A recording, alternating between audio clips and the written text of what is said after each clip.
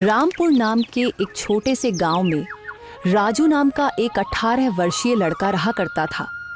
राजू अनाथ था। उसकी माँ उसे जन्म देते ही चल बसी और उसके पिता ही उसे पालने के एकमात्र सहारा थे। जब राजू 8 साल का था तो उसके पिता किसी काम से जंगल गए और फिर कभी लौट कर नहीं आए। उसके बाद राजू पूरी तरह अकेला हो गया। राजू गांव की एक टूटी फूटी झोपड़ी में रहता था। उसके घर के पास ही गांव का सरपंच और उसकी पत्नी रहते थे। उनकी अपनी कोई संतान नहीं थी, इसलिए राजू के माता पिता के गुजर जाने के बाद उन्होंने ही राजू को पाला। ये लो राजू बेटा, ये खाना खा लो और अगर कम पड़े तो मुझसे आकर ले लेना। अरे मौसी, मैं कब तक आपके ऊपर बोझ बनकर बैठा रहूंगा? अब तो मुझे शर्म आती है। अरे बेटा, ये तुम कैसी बातें कर रहे हो? अगर तुम हमारे अपने बच्चे नहीं हो तो इसका मतलब थोड़े ना है कि तुम हम पर कोई बोझ हो। आगे से ऐसी बात मत करना। चुपचाप ये खाना खाओ। यह कहकर सरपंच की पत्नी सीमा वहां से चली गई। राजू ने आराम से खाना खाया।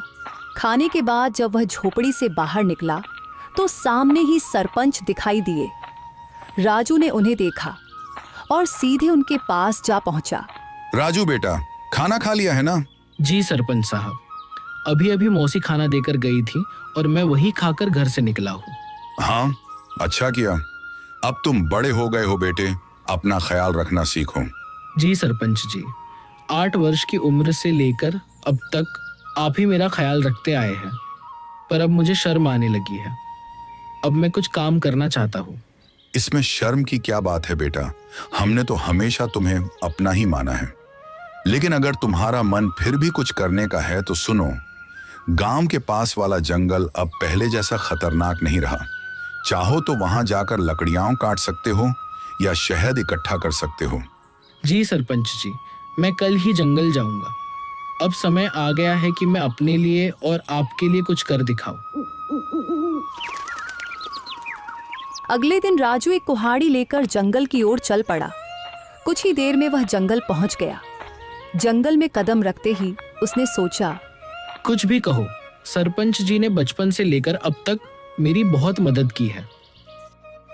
अब समय आ गया है कि मैं अपने पैरों पर खड़ा होकर दिखाऊं और अब मैं उनकी सेवा करूं ताकि उन्हें अपनी संतान की कमी महसूस ना हो और वे हमेशा खुश रहें। अभी राजू ये सोच ही रहा था कि अचानक उसकी नजर एक कोयल पर पड़ी जो उसे बड़े ध्यान से देख रही थी। अरे, यह कोयल मुझे इतनी गौर से क्यों देख रही है? इसका आकार तो बाकी कोयलों से बड़ा है और देखने में भी यह कुछ डरावनी लग रही है। राजू ने अभी इतना ही कहा था कि तभी कोयल उड़ती हुई उसके पास आ गई और इंसानी आवाज में बोली, मैं तुम्हें भली भांति पहचानती हूँ। तुम्हारा नाम राजू है और तुम मोहन के बेटे हो। कोयल को बोलते हुए देखकर राजू बहुत डर गया और बोला, ये कैसे मुमकिन है? तुम तो कोयल हो, फिर इंसानी आवाज में कैसे बात कर रही हो? शायद ये मेरी आंखों का धोखा है। भला कोई कोयल इंसानों की तरह बोल सकती है? नहीं, यह तुम्हारी आंखों का धोखा नहीं है। मैं सचमुच बोलने वाली कोयल हूँ। असल में मैं भी कभी इंसान थी, लेकिन एक तांत्रिक ने मुझ पर श्राप दे दिया और मैं कोयल की शक्ल में बदल गई। मैं तुम्हारे पिता के रहस्यों के बारे में सब कुछ जानती हूँ। वे कुछ समय पहले जंगल गए थे और फिर कभी वापस नहीं आए। अरे, न जाने कौन हो तुम। मैं ऐसे कैसे तुम्हारी बात पर विश्वास करूं? कभी सोचा है तुमने? तुम पिछले कई वर्षों से बिना पिता के रह रहे हो, लेकिन गांव में कोई भी तुम्हारे पिता के बारे में बात नहीं करता। तुम्हारी कोई मदद नहीं करता सिवाय तुम्हारे गांव के सरपंच के। लेकिन मैं तुम्हारे पिता के बारे में सब कुछ बता सकती हूँ। तुम्हारे पिता अभी जिंदा हैं और मुझे यह भी पता है कि वे कहाँ हैं। अच्छा तो बताओ, मेरे पिता कहाँ हैं? मैं उनसे मिलना चाहता हूँ। मैं तुम्हें जरूर बताऊंगी, मगर उससे पहले तुम्हें मुझे इस श्राप से मुक्त कराना होगा। राजू को न जाने क्यों उस कोयल से डर महसूस होने लगा। अरे, मुझे तो लगता है कि यह कोई राक्षस है जो मुझे अपने जाल में फंसा रहा है। इससे पहले कि यह मुझे नुकसान पहुंचाए, मुझे यहाँ से भागना होगा। यह सोचते ही राजू तेजी से गांव की ओर दौड़ पड़ा और कुछ ही पलों में अपने घर पहुंच गया। घर पहुंचकर राजू हांफते हुए बोला, अरे बाप रे, ये जंगल तो बहुत खतरनाक है। यहाँ तो जानवर भी इंसानों की तरह बातें करते हैं। मुझे तो लगता है कि वह जरूर कोई राक्षस था। मैं अब कभी उस जंगल में नहीं जाऊंगा। अभी राजू ये सोच ही रहा था कि उसी समय सरपंच की पत्नी उसके लिए खाना लेकर आ गई और राजू को घबराया हुआ देखकर वह बोली, अरे राजू बेटा, ये घबराए हुए क्यों हो? और तुम्हें पसीना भी आ रहा है। सब खैरियत तो है ना? कुछ नहीं मौसी, बस थोड़ा सा सिर दर्द हो रहा था। अरे बेटा, अगर तबीयत ठीक नहीं है तो काम मत करो। लो, पहले ये खाना खा लो और थोड़ा आराम कर लो। राजू ने मौसी से सर दर्द का बहाना बनाकर सच्चाई छिपा ली। मौसी ने ज्यादा सवाल नहीं किए, बस खाना उसके हाथ में दिया और धीरे से कमरे से बाहर चली गई। राजू ने खाना खाया और सो गया। अगली सुबह जब राजू नींद से जागा तो उसके मन का डर समाप्त हो चुका था। वह अपने आप से बोला, अरे शायद मैं कल उस कोयल को बातें करते देखकर कुछ ज्यादा ही डर गया था, लेकिन अगर सोचूं तो उसकी बातों में सच्चाई नजर आती है। वह कोयल मेरे पिताजी के बारे में जरूर कुछ जानती है और यह भी सच है कि गांव में कोई मेरे पिताजी के बारे में बात नहीं करता। जब भी मैंने सरपंच जी से अपने पिताजी के बारे में पूछा, उन्होंने हमेशा बात टाल दी। बस इतना ही कहा कि मेरी माँ जन्म देते ही चल बसी और मेरे पिताजी कई साल पहले जंगल गए थे, जो फिर कभी वापस नहीं आए। मुझे उस जंगल में जाना चाहिए और उस कोयल को ढूंढकर अपने पिताजी के बारे में पूछना चाहिए।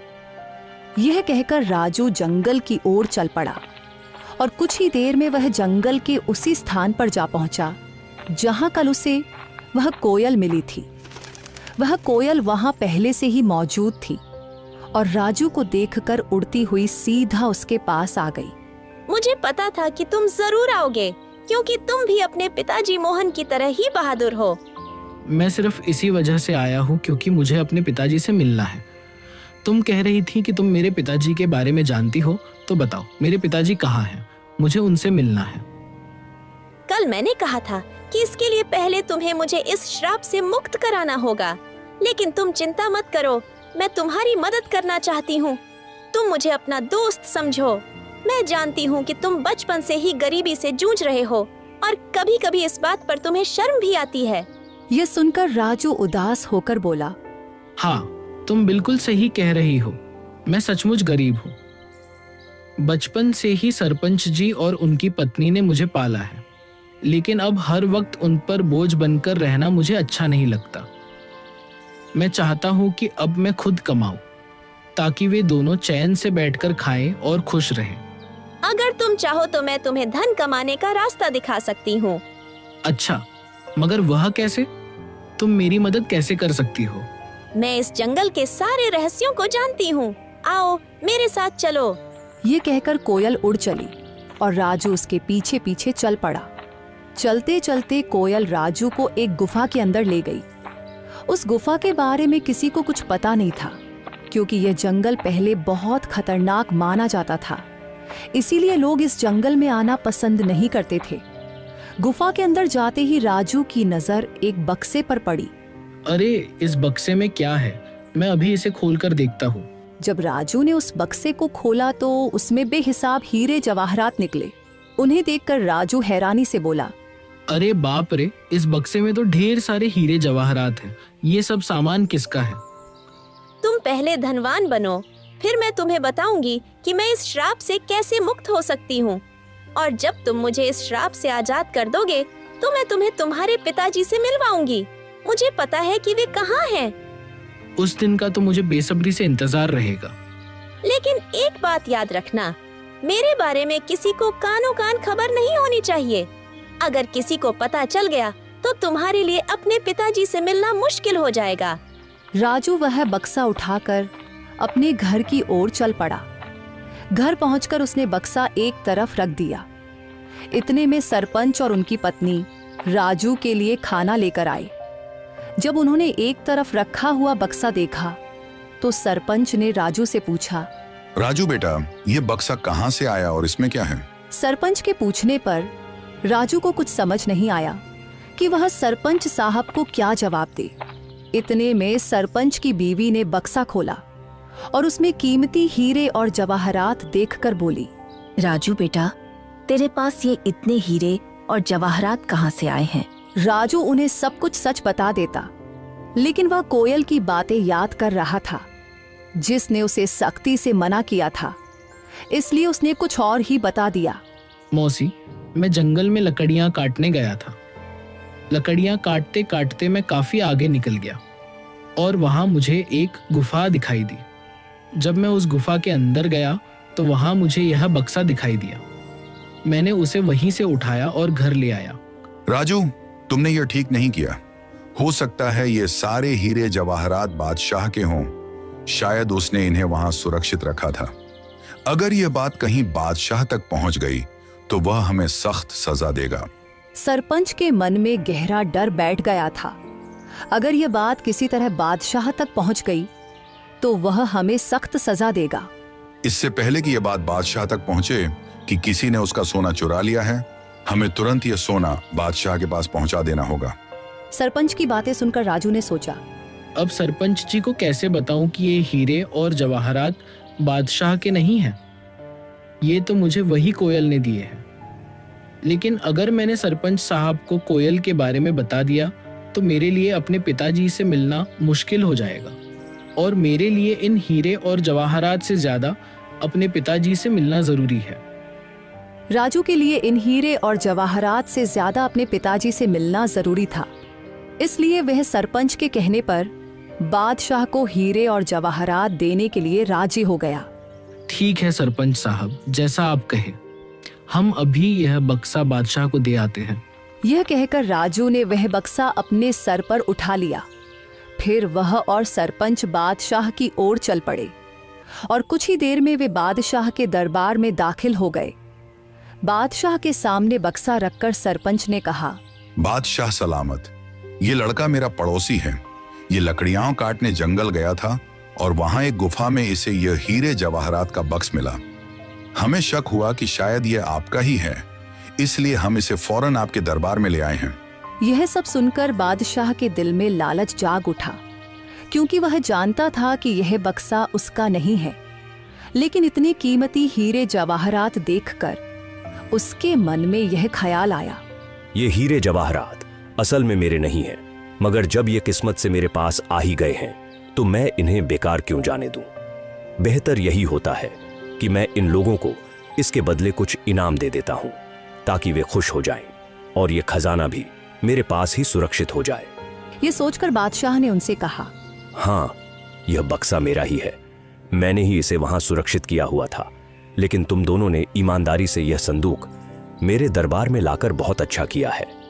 मैं तुम्हारी इस सच्चाई से खुश हूं, इसलिए तुम्हें इनाम दिया जाएगा। ये कहकर बादशाह ने अपने सिपाहियों से कहा, सिपाहियों, यह संदूक इनसे ले लो और खजाने में रख दो। और हाँ, इन्होंने ईमानदारी का सबूत दिया है, इसलिए मेरे खजाने से इन्हें इनाम के तौर पर कुछ धन दे दिया जाए ताकि ये खुश भी हो जाए और दूसरों के लिए एक मिसाल भी बने। सिपाहियों ने बादशाह के आदेश पर उनसे वह संदूक ले लिया और उसके बदले इनाम के तौर पर उन्हें कुछ धन दे दिया। सरपंच वह रकम पाकर बहुत खुश था, मगर राजू का दिल बेचैन था। उसे अच्छी तरह मालूम था कि बादशाह झूठ बोल रहा है, लेकिन वह कुछ कह नहीं सकता था क्योंकि कोयल ने उसे अपनी सच्चाई बताने से मना किया था। राजू को डर था कि अगर उसने सच बता दिया तो उसका अपने पिताजी से मिलना मुश्किल हो जाएगा। राजू के लिए दौलत से बढ़कर अपने पिताजी से मिलना जरूरी था, इसलिए वह चुप रहा और फिर दोनों इनाम की रकम लेकर अपने घर की ओर चल पड़े। राजू सरपंच के साथ उसके घर चला गया और घर पहुंचकर उसने अपनी रकम भी सरपंच को दी और कहा, सरपंच जी, ये रकम भी आप ही रख लीजिए। आपने हमेशा मेरी देखभाल की है और मुझे खुशी है कि ये रकम आपके काम आएगी। सरपंच को वो रकम देकर राजू वहां से चला गया और अगले दिन सुबह होते ही राजू फिर से जंगल की ओर चल पड़ा और कुछ ही देर में वह जंगल की उसी जगह पहुंच गया जहां उसे वह कोयल मिली थी। तभी वहां एक साधु आ पहुंचा जो एक बरगद के नीचे बैठा था। उसने राजू से पूछा, अरे बेटा, तुम कौन हो और इस जंगल में क्या कर रहे हो? मैं मोहन का बेटा हूँ और मैं इस जंगल में आता जाता रहता हूँ। ये सुनकर साधु चौंक तो गया मगर कुछ नहीं बोला और चुपचाप वहां से चला गया। साधु के जाते ही कोयल उड़ती हुई वहां आ पहुंची। वह साधु तुमसे क्या कह रहा था? कुछ नहीं, वह बस पूछ रहा था कि तुम कौन हो और यहाँ क्या कर रहे हो। मैंने बताया कि मैं मोहन का बेटा हूँ और यहाँ आता जाता रहता हूँ। यह साधु असल में एक धोखेबाज है। उसने सिर्फ साधु का वेश ओढ़ रखा है, लेकिन अंदर से वह एक शैतान है। मुझे उस साधु से कोई मतलब नहीं है। मुझे सिर्फ तुम और अपने पिताजी की परवाह है। बस तुम बताओ कि मैं तुम्हें उस श्राप से कैसे मुक्त करवा सकता हूँ। अच्छा, तो चलो फिर मेरे साथ। वह राजू को एक गुफा के अंदर ले आई जहां एक शीशे की बोतल पड़ी थी जिसमें जल भरा हुआ था। कल पूर्णिमा की रात है। तुम्हें आधी रात को इसी जगह आकर आंखें बंद करके उस बोतल को तोड़ना होगा।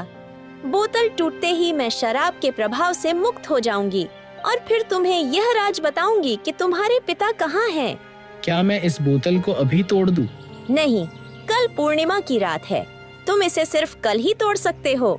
इतना कहकर वह कोयल वहां से उड़ गई और राजू भी अपने घर की तरफ चल पड़ा और दूसरी तरफ वह साधु छुपकर उन दोनों की बातें सुन रहा था। वह भी राजू के पीछे चल पड़ा। जब राजू अपने घर के करीब पहुंचा तो उसने साधु को अपने पीछे आते देखा और वहीं रुक गया। साधु करीब आकर राजू से बोला, मैंने अपनी आंखों से देखा है कि तुम कोयल से बात कर रहे थे। देखो, तुम इस कोयल को नहीं जानते।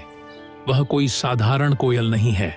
मैं सब जानता हूँ, लेकिन वह कोयल मेरे पिताजी के बारे में जानती है और मैं किसी भी कीमत पर अपने पिताजी को पाना चाहता हूँ। तुम्हारे पिताजी अब इस संसार में नहीं रहे। वह कोयल तुम्हें फंसाकर श्राप से मुक्ति पाना चाहती है। यह सुनकर राजू क्रोधित हो गया।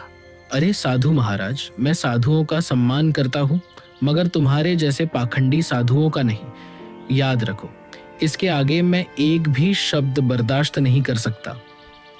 बेहतर है चुपचाप यहाँ से निकल जाओ।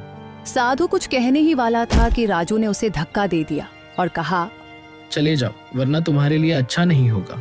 यह कहकर राजू अपने घर चला गया और दूसरी तरफ सरपंच और उसकी बीवी जब अपने घर से निकले तो उनकी नजर साधु पर पड़ी।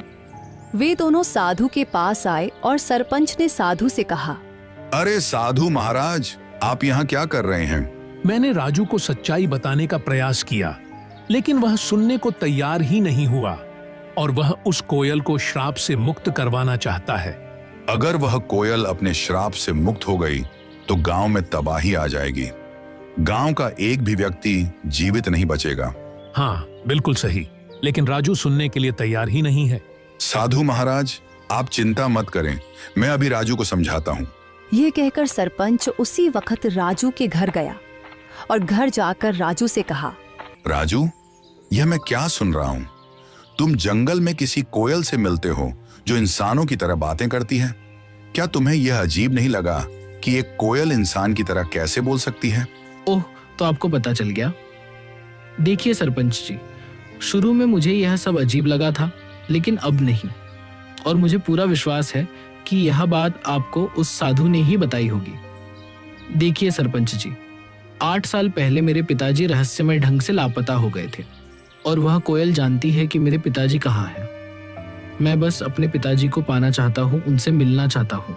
बेटा, तुम अपने पिताजी के बारे में कुछ भी नहीं जानते हो? हाँ, मैं नहीं जानता, बिल्कुल नहीं जानता, क्योंकि आपने कभी मुझे बताया ही नहीं और न ही गांव वालों ने कुछ कहा, तो फिर मैं कैसे जान पाता? अब मैं किसी की बात पर विश्वास क्यों करूं? बताइए। मुझे सिर्फ कोयल की बात पर विश्वास है और कल पूर्णिमा की रात है। कल मैं उस कोयल को श्राप से मुक्त कर दूंगा और वह कोयल श्राप से आजाद होकर मुझे मेरे पिताजी से मिलवाएगी। इतना कहकर राजू गुस्से में घर से बाहर निकल गया। राजू, मेरी बात सुनो। राजू, रुको। सरपंच ने राजू को आवाजें दी मगर उसने एक भी न सुनी और घर से निकल गया। सरपंच भी घर से बाहर आया और साधु भी घर के बाहर ही खड़ा था। सरपंच ने साधु से कहा, राजू पता नहीं कहाँ गया है। अब हमें कल तक का इंतजार करना होगा और जंगल में जाकर राजू को बोतल तोड़ने से रोकना होगा। अगली रात साधु सरपंच को लेकर जंगल में उस गुफा के पास ले गया और कहा, यही वह गुफा है जहां वह बोतल पड़ी है जिसमें उस डायन कोयल की शक्तियां हैं। राजू यहाँ आता ही होगा, हम एक तरफ छुप जाते हैं।